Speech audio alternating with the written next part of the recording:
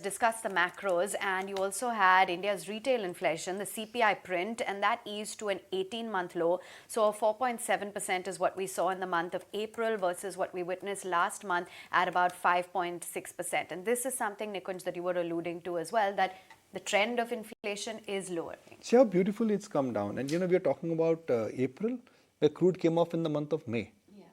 So that is something which we must also recognize, that the subsequent print of inflation is actually going to come down.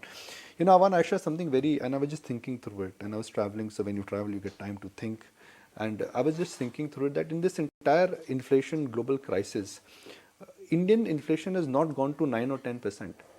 So it's not gone above that really unbearable mark. Yeah. It's the global inflation which has gone above the unbearable mark. So Indian economy can withstand a 4 to 6% inflation, or 4.5% to 6.5% inflation, and that's where I think we've peaked out.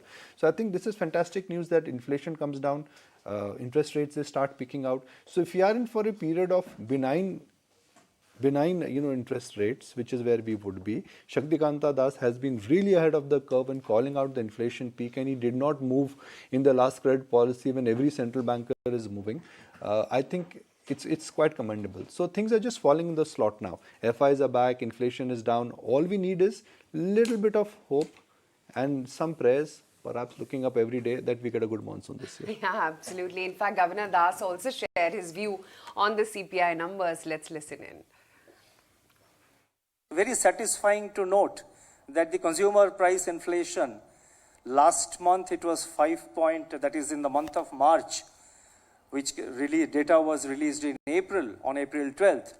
The consumer inflation, the headline inflation was 5.7%. And the inflation number for April, which was released today, was 4.7%.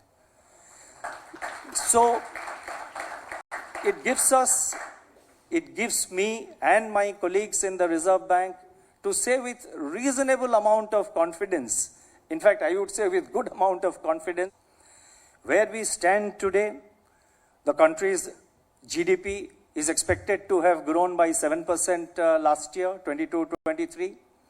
Current year, 23-24, we have given a projection of 6.5% from the RBI. And we are quite optimistic and fairly confident that the actual growth will be close to that. Although international agencies like the IMF have given lower projections, but we have sort of shared our thoughts with the IMF, and we are reasonably sort of optimistic and confident that the growth will be close to 6.5%.